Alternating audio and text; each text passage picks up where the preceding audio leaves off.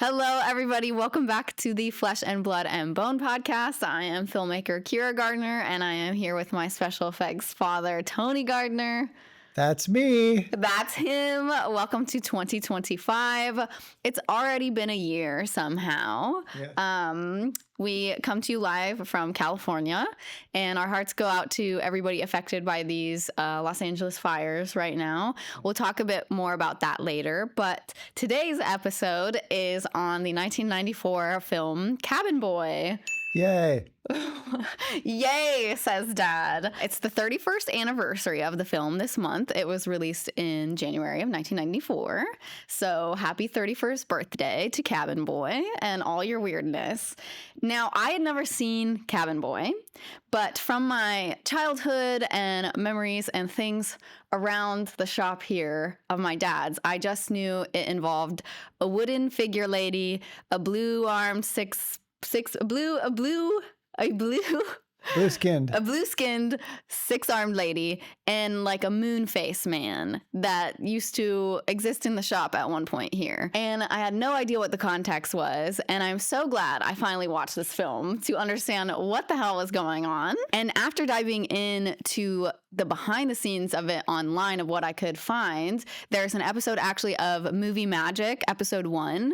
They do some behind the scenes of Cabin Boy, which you are in. And Hocus Pocus at the same time. Yes, and I was trying to find this footage from Hocus Pocus forever during our Hocus Pocus episode, and I couldn't because it was marketed as the Cabin Boy episode of Movie Magic, so that's why I couldn't find it. So you can also see some cool Hocus Pocus behind the scenes in that same episode that's on YouTube. But anyhow, I have so many questions on the making of this movie because it's so odd, and now we have some insider scoop from somebody who was actually there. Yes. And whose makeup, to my opinion, stands the test of time. It was very good. So we'll break down his SFX chronologically as they appear in the story, but I just want to give a little bit of context to those who have not seen the movie maybe, so you can follow along with us whether you've watched it or not. But I'm going to read because I have the memory of a goldfish and I can't do it otherwise. So let's go back in time. It's the 1990s.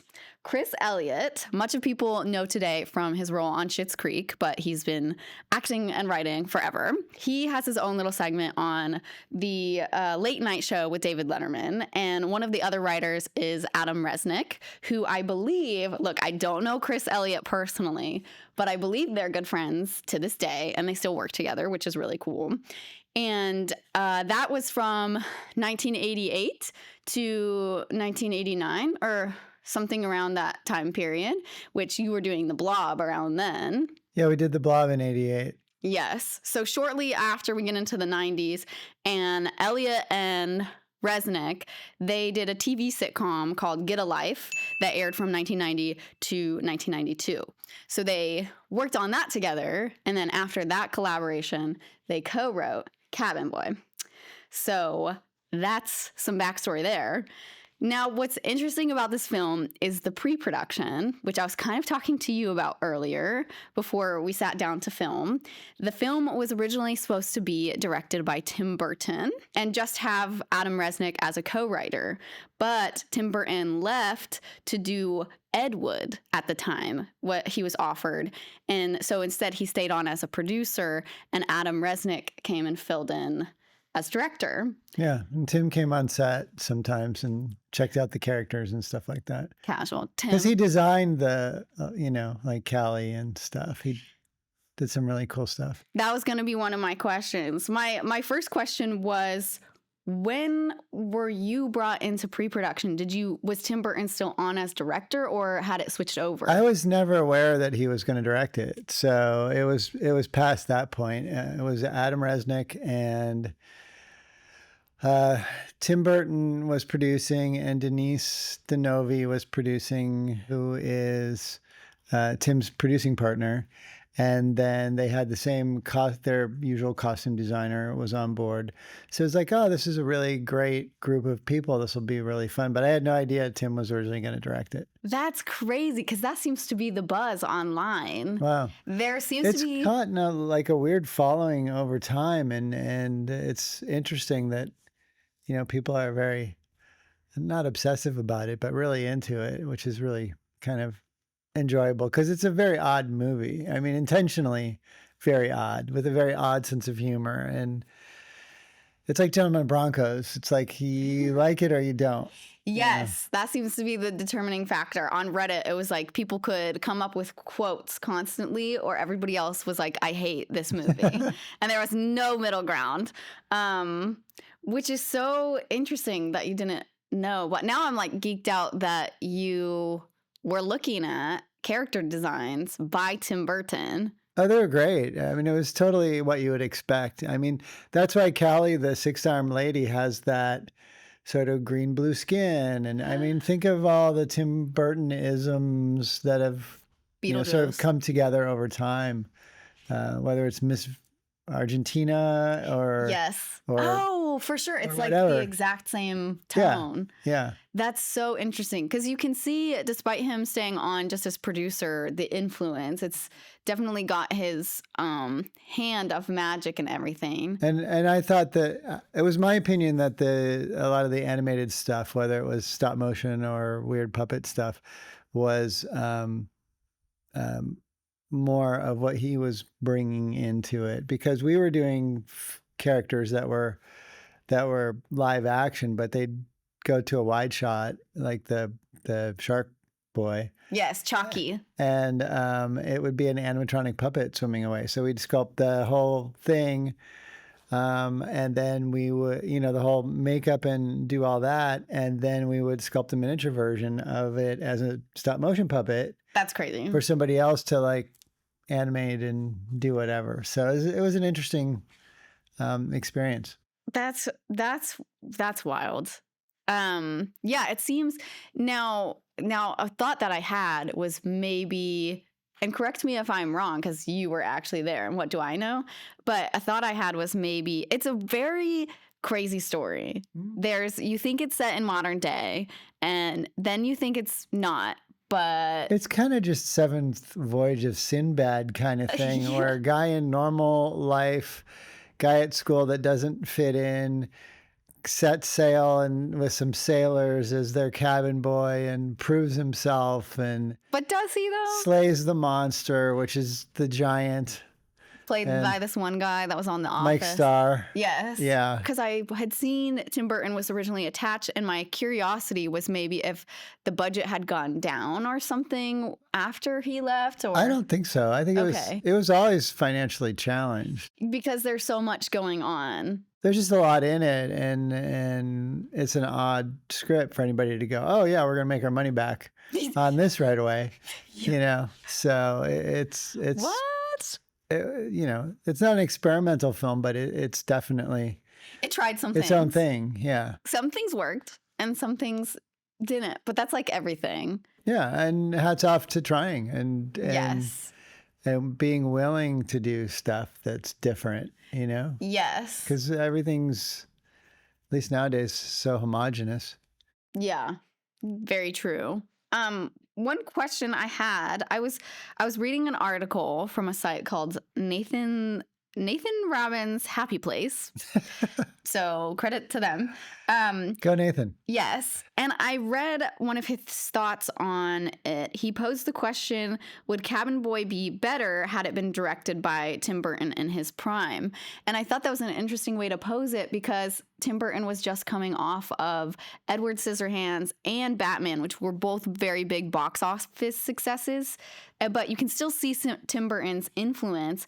But I wonder, because Adam Resnick was a first-time director, if maybe if it was in Tim's head, maybe it would be shot more cinematically for the story in ways that Tim Burton was used to, rather than more conventionally or to serve the dialogue. I don't know.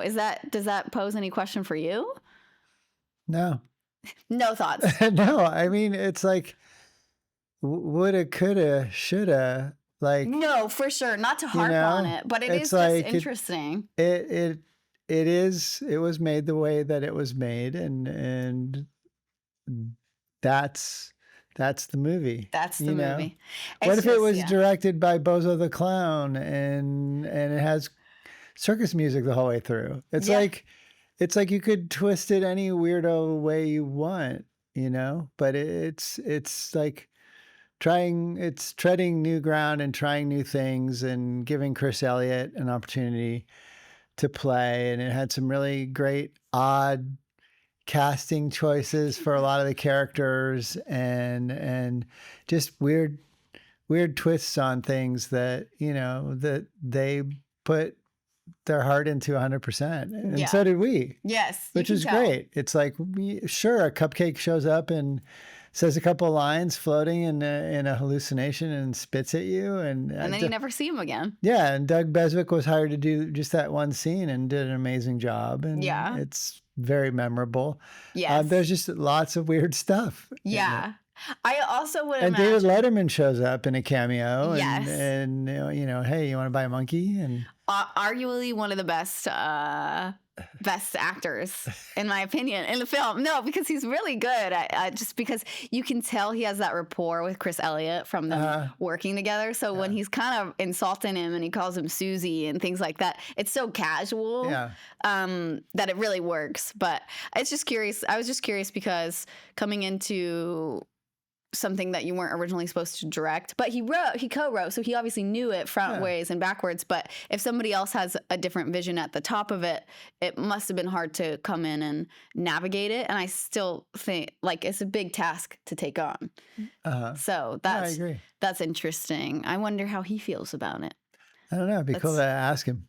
Adam Resnick, if you're watching or listening to this, please let us know if you'd like to revisit talking about this movie, sir. Or Chris Elliott, which, by the way, is so weird because this was your first time working with Chris Elliott, and then you worked with Chris Elliott on Scary Movie 2. We worked with Chris Elliott on Something About Mary. And that as well. So it's weird how that happened.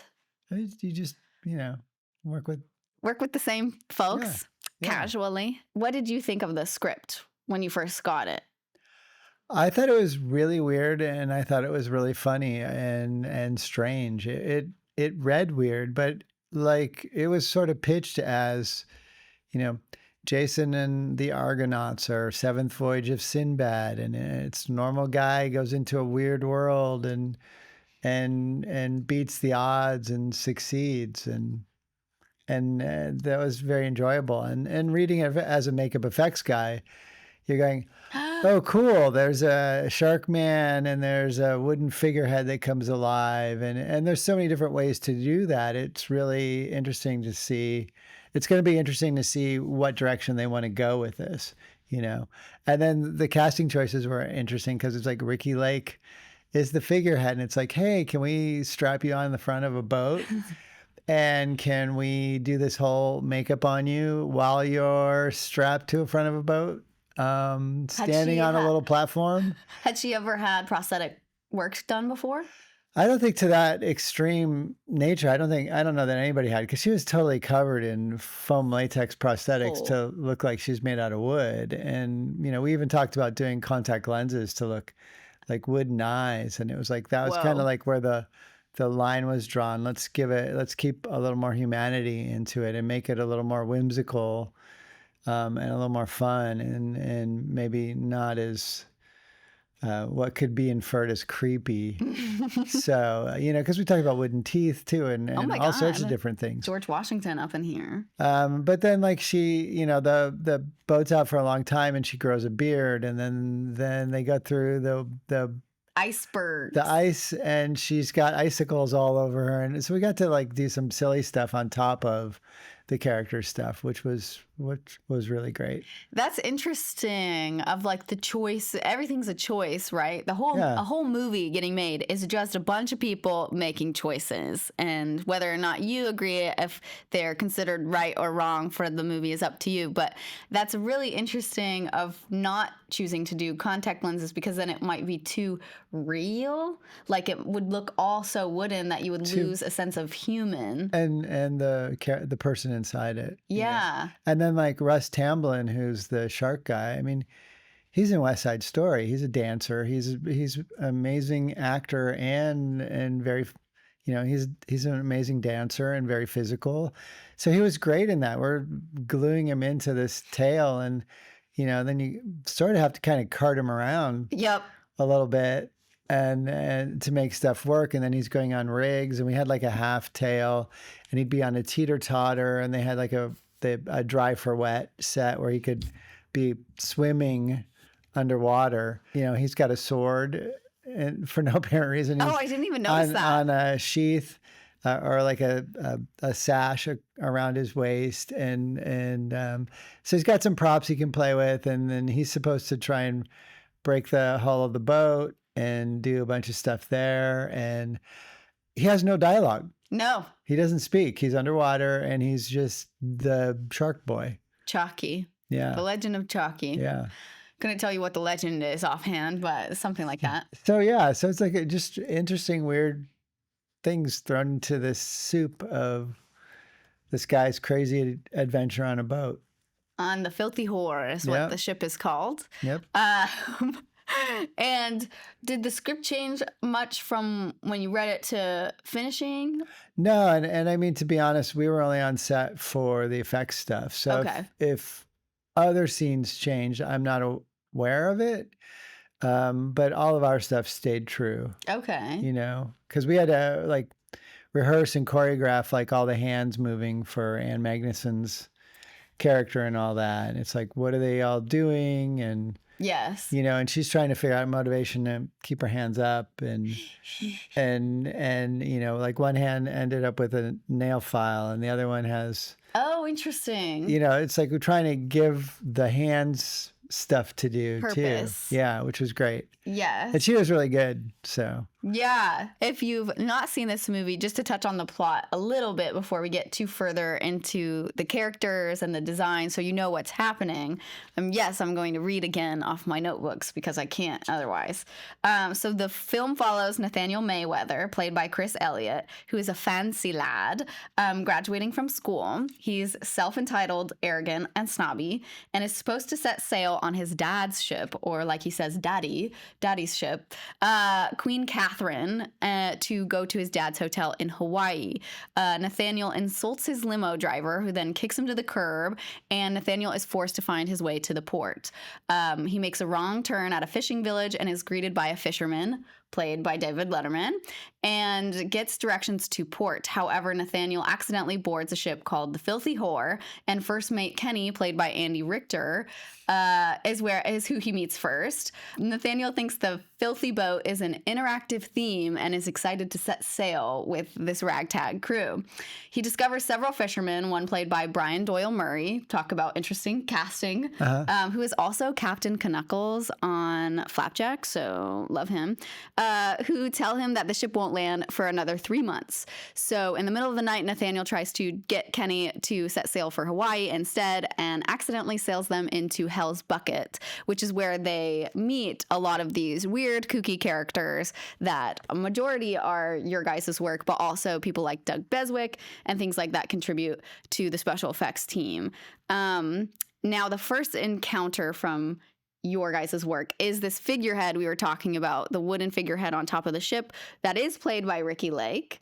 We kind of already talked about her look, but how did you go about figuring out how to strap an actress to a ship head?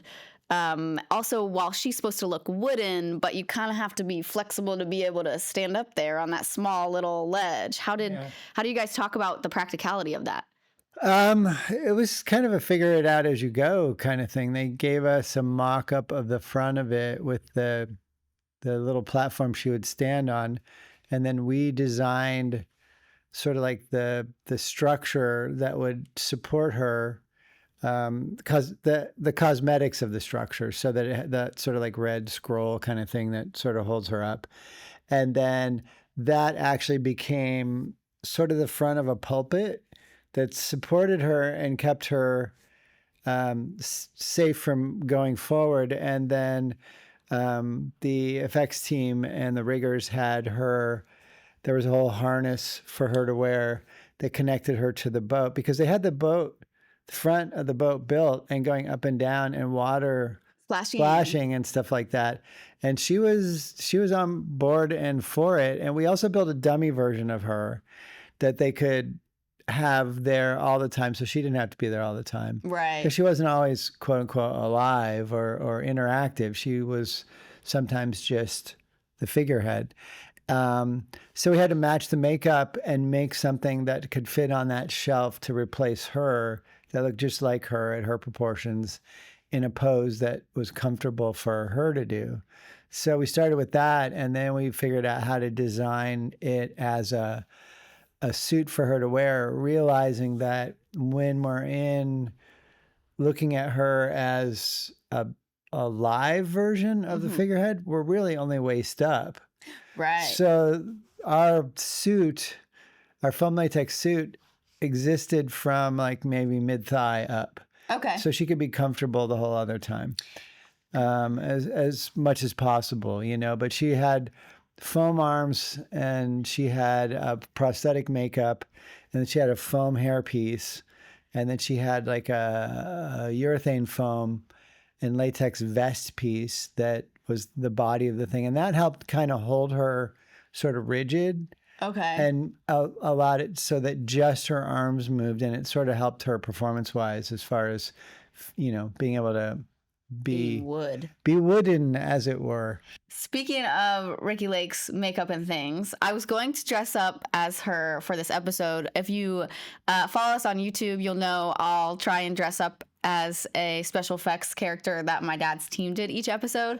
But that is hard and time consuming, and sometimes I don't have the time for it. So that did not happen. I tried to dress as like a sailor.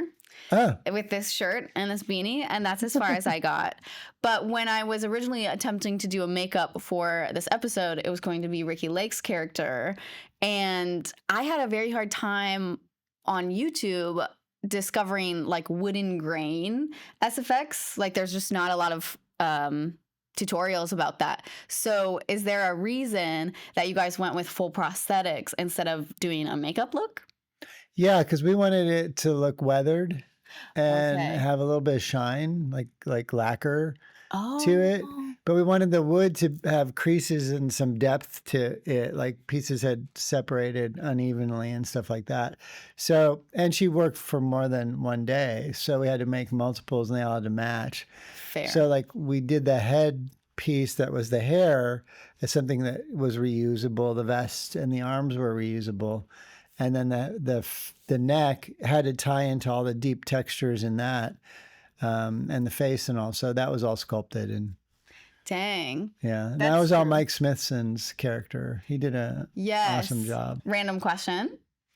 It's funny because this film is about 15 years prior, but working with Ricki Lake, who plays Tracy Turnblad in the original Hairspray film, and then you go on to work on John Travolta for Hairspray in the 2008, 7 movie. Somewhere in there, yeah. Was that weird? It was great.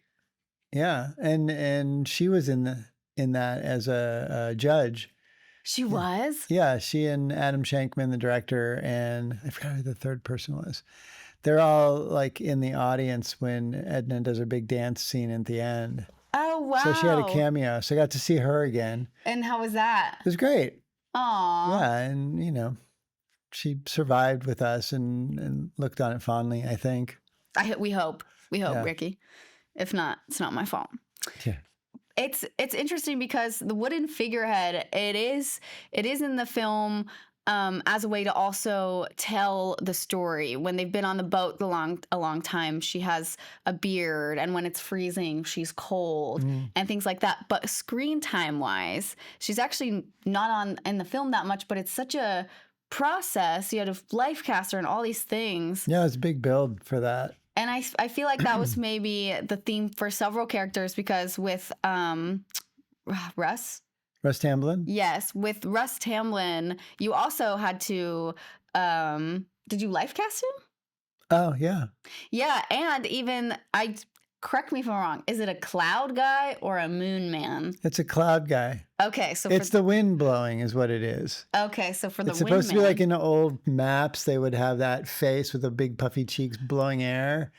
That's the wind blowing him off course or whatever. Oh, in the comp, for some reason it looked like the moon. Okay. It might just be the color choice. That's we fair. experimented with a couple different colors for that. So for the Wind Cloud Man, it also is a life cast. So Yeah. it seems like it was a lot of long processes for makeups that aren't screen time that long, but do make a lasting impression because every ounce of this like adds to the magical quality.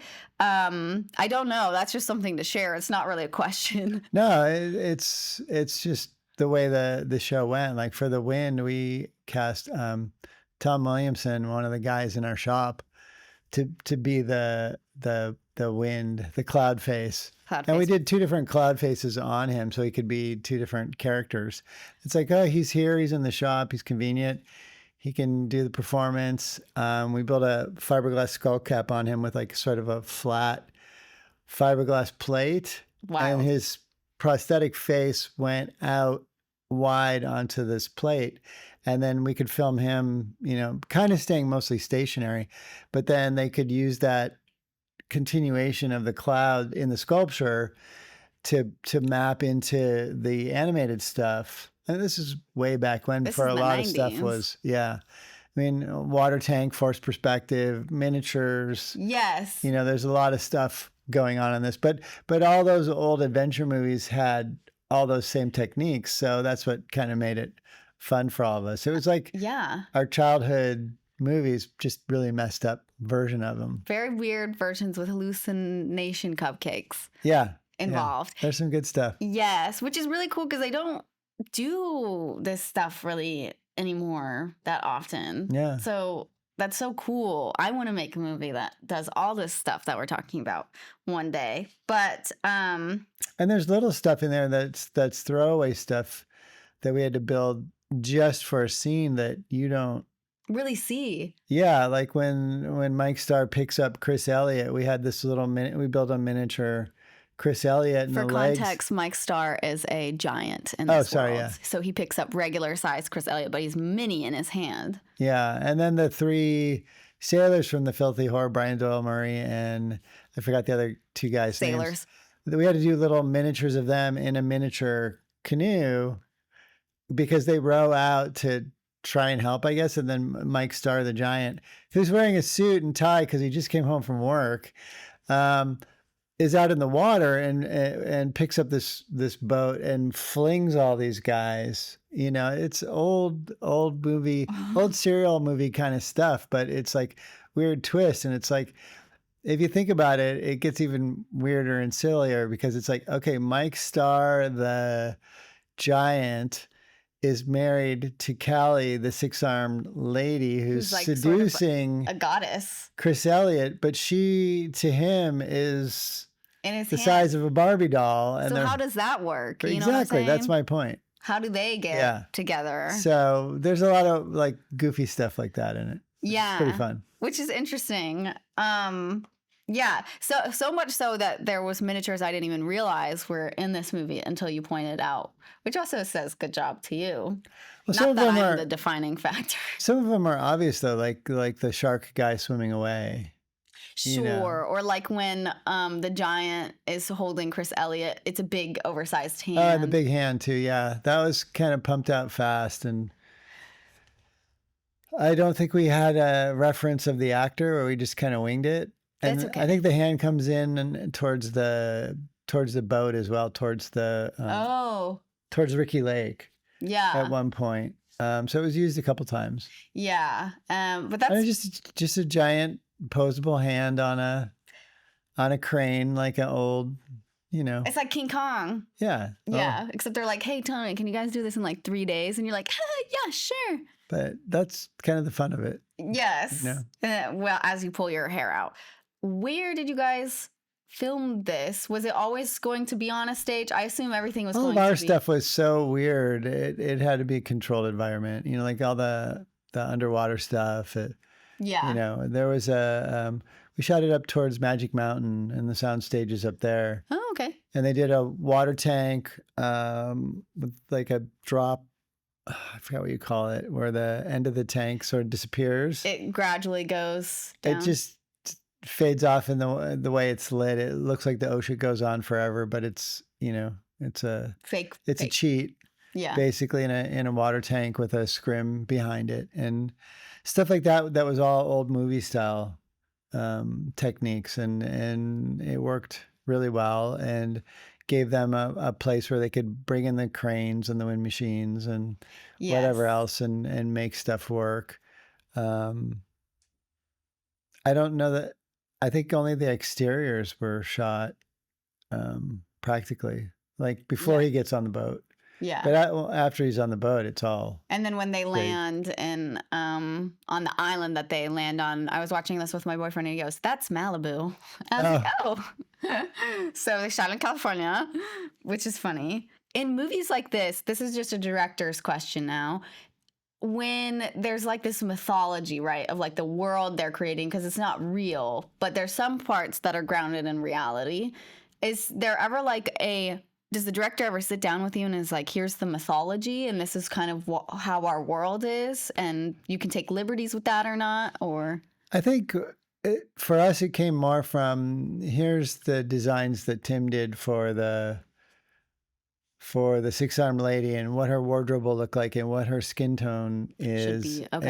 And then Colleen Atwood was the costume designer who's done all Tim's movies. And she's like, I want to hang drapes from the wrist to the armpits so that there's more movement when the arms move, so that everything is like sort of magnified. And it's all these layers of all these different people contributing to it. But for us being makeup effects, it was more people on the art department side. Like we would paint up the shark and it's like, okay, well, that's the color of a shark, but what can we do to make it more dynamic? And then we would like say, can we like stripe it and maybe do a little bit of barracuda kind of stuff on it?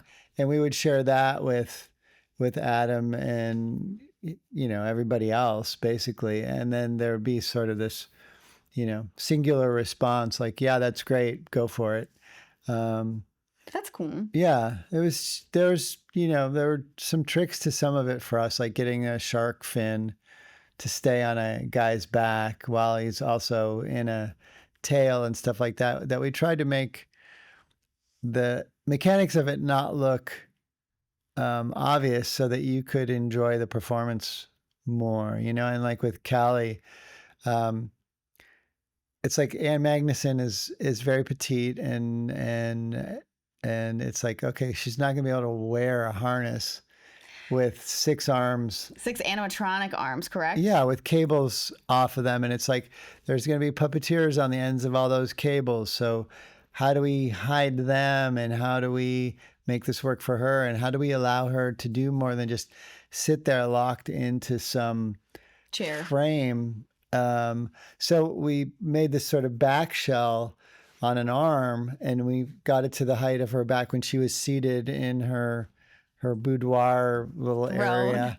And it was sort of sprung loaded so that she could move forward and backward, and it would keep pressure on her back so the arms would travel with her. And we didn't limit her. And then once in a while we tried to like, sort of steering wheel it from below, kind of like tip it to the sides as well. But we were trying to work with her to create like, she's reaching for something and the whole thing moves with her, and then she picks it up and then she passes things to different hands and stuff like that. We were trying to make it look like there was a character there, and we didn't want anybody to pay attention to the mechanics of how it worked.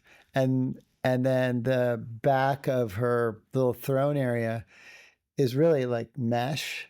So we're all like standing like right behind her, puppeteering the hands so that we can see practically what she's doing, because it's not an exact science. And 2 guys are doing this arm and 2 guys are doing that arm.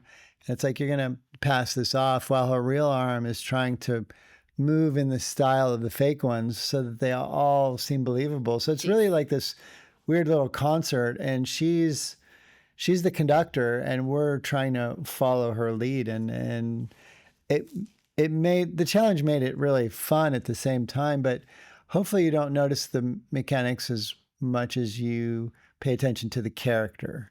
That's kind of the ultimate goal. For Callie's inspiration, isn't there a Hindu god that has multiple arms and is blue? Yeah. Is that... Well, I don't know about the skin tone, but there's the multiple armed goddess, and they're in, I want to say Jason and the Argonauts, one of those, I think that's the one.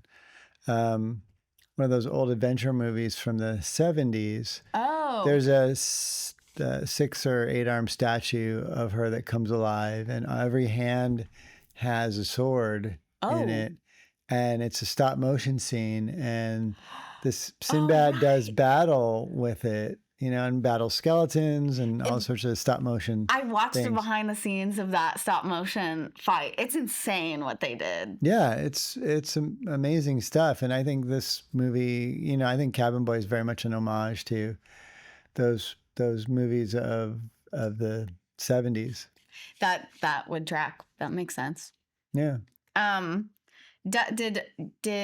So Tim Burton, sorry to just keep going back to Tim Burton, but online it seems like some people are like, this one website had a picture of, I don't think you're in the picture, but Adam Resnick, Chris Elliot, and Tim Burton, and they're like, so Tim Burton was on set for at least one day. We know that.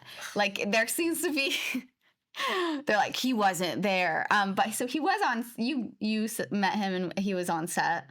Yeah, Tim Burton came to set one of the days where we were shooting Choki, the shark guy. Oh, interesting. And came in and took a look at the makeup while we were finishing it up, and sort of like, you know, we got him to sign off on some of the design lines that we were adding to it to try and make it a little more interesting. How is he? He was great. He had a lot to do on that, and I think he had a very short amount of time he was on set. And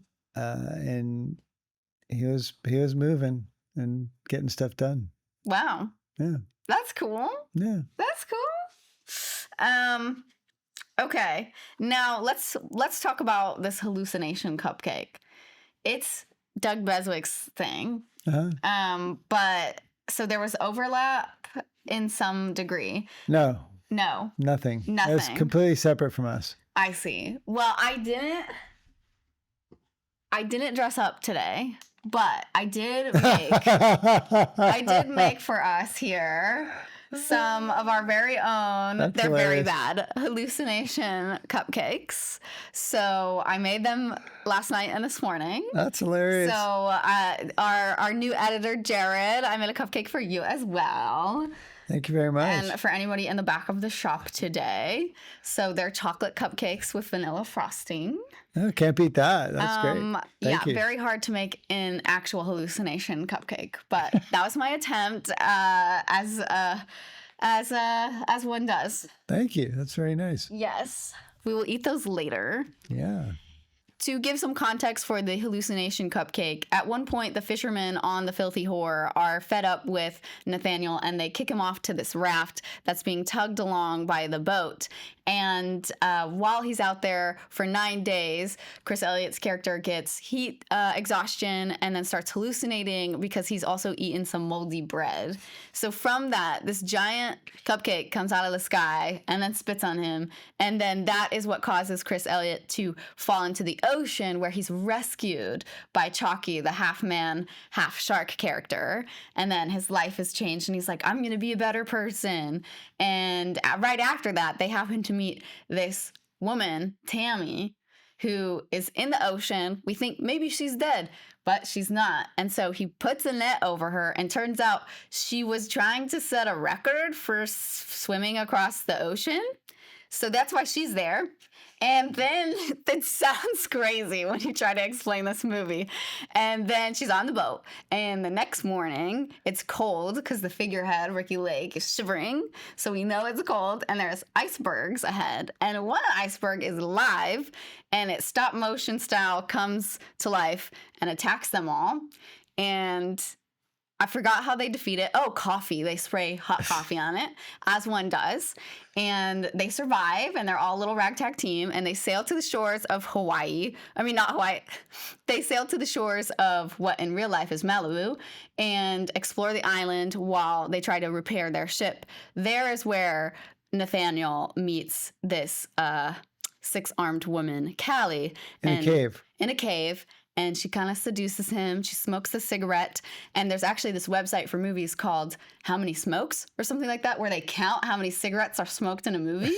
So fun fact, there are 4 in this movie, and they have sex. And then like 5 minutes after that, Tammy's like, hey. Oh, Trina. Oh, yeah, Trina. Trina's her name. Gosh. Trina and Nathaniel also have sex. So that happens. And then the giant man who's married to Callie, the 6-armed woman, comes home from, he's a luggage salesman. I don't remember. And he's having a hard time at work, and he's in a suit. And then he figures out that she was kind of getting frisky with other people, and he gets mad. And so he goes to find Nathaniel, and he thinks Nathaniel's on the boat, but he's not. And so he attacks the fisherman. And that's when he picks up the boat and throws it. And then Elliot goes and they fight. And then the shark comes, Choki comes and helps save the day. And then they all get away, and it's great. And they kill him with a pen and his own belt. And happily ever after, basically. And then they go to Hawaii. And then there's a cameo by Elliot's dad, and as his dad, and the light just went off. And that's the movie. But when you recap it like that, doesn't it sound like an episode of SpongeBob or... It absolutely does. Or what's Gumball? Or, I mean, any of those weird... The Amazing World of Gumball, absolutely. It's like so bizarre. It's like hats off to somebody trying to do it with live action. Yes, and like money. Even if they had all the money in the world, it's still not enough money for a like scope like that. Yeah. What was one of the most interesting experiences on set for you? For me, it didn't have anything to do really with what we had to do. It was the days they were filming underwater, where it was dry for wet. And it was all about shooting lights into little pools of broken glass and moving the water so that there are reflections. And they had wind machines like lightly blowing the air so people's hair, Chris's hair was up, and then that would move. And then they had like little fibers and stuff that they would release into the air, and they would float around in the air. And it just made it look more like you were in water. And then the guys doing the teeter-totters under Chris or under Russ as the shark man, we're pushing them around in this and trying to be very fluid in movement and stuff like that. And watching that all happen, was really cool. That was like such an old technique, and to see it being done was cool. But then to see how successful it was awesome. Yeah, that's interesting. My friend Gabe from film school did his thesis like that, the old school with green screen, mirrors on the floor with fans of water. And it actually was, granted, he was able to do like a digital overlay on top of everything at the end, but it's really cost effective. Yeah, this one didn't have any green screen. Yeah, that's crazy. It was all just like they built the set out, and then they lit it so that I see there was this sense of depth to it. It was really cool. I thought a lot of the stuff was very creative. Is there anything that you learned or took away specifically from this project that you'd like to share or talk about? This was in the 90s. The 90s, and we were doing a lot of this stuff all the time. So it was just one more experience, and it was with a lot of people that we really enjoyed working with. So it was really fun. Well, is there anything actually you want to talk about at all more, Dad? What I really enjoyed about it was they hired actors that were up for the challenge of what we were doing, and they were committed to doing the best they could at it and making it work.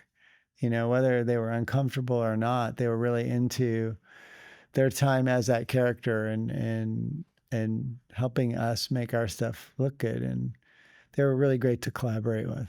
Aww. I like that. Yeah. I like it was a good group of people. It's a good group of people. Well, that'll wrap it up for now. I encourage you to check out the Movie Magic episode as well on Cabin Boy. I'll link it in the description on this episode. But forgive us our hairdos and our fashion sense? It's really cool fashion sense. First of all, don't even apologize. My fashion inspiration is honestly SFX men from the 80s. From the 80s. Yes, it's great. All the SFX men from the 80s were trying to look like either rock stars or the vampires from Lost Boys. Which, who doesn't want to be a vampire from the Lost Boys? Yeah, it's all a mess. Gosh. Imagine if you actually were, though. That's fine. You were there. That's cool. We'll talk about that later. But that wraps it up for Cabin Boy. Please go follow us on YouTube as well. Something I would like to wrap up this episode with is right now there is the Palisades and Eaton fires as we're currently filming this, but maybe they are out by the time you are listening to this, hopefully, or whenever you choose to listen to this episode in the future. But for this episode in January, I talked to the artist who designed our Flesh and Blood and Bone logo, and we are going to put stickers on our Shopify account. I will put a video, I'll put an overlay of what it is here and also in the description. But we are going to sell stickers on our Shopify, and 100% of the proceeds for January will go to World Kitchen Market, which helps feed first responders and those affected by the wildfires. So if you'd like a fun way to donate and help those affected, you can go to our Shopify account and purchase either a sticker or all of my Living with Chucky merchandise, posters, stickers, buttons. Everything on that site, 100% will go towards World Kitchen Market for January. So if there's anything you'd like to purchase there, I'd encourage you to do so. And also to encourage people to go purchase, we have this popcorn Chucky bucket from Halloween Horror Nights from last year. A couple of years ago. Okay, a couple years ago. My dad got this for me. I am sentimental about anything my dad gives me, but I figured I have a lot of Chucky stuff, and these were very popular. So we'll have my dad sign this Chucky popcorn bucket, and we will also put this on our Shopify, and 100% of the proceeds from this sale will also go to World Kitchen Market as well. So that's a fun item that's not usually up there that you can expect to see. There you go. So with that, is there anything else you'd like to add, Dad? Nope. Just glad to be here. Glad to be here. We are safe. We are thinking of everybody affected by the fires. If you can get out and donate anything, clothes, shoes, food, anything to either firefighter donations or to local donation centers, please do. And if you can volunteer, that seems to be the thing right now that's most important, since a lot of donation centers are actually overwhelmed with how much people are actually donating, which is amazing, but they have to sort through all of the donated items. So we hope you all stay safe. Have a wonderful rest of January, and we will see you next month in February with an episode on the upcoming movie Heart Eyes, where my dad and his team designed the killer mask for. So, bye. There you go.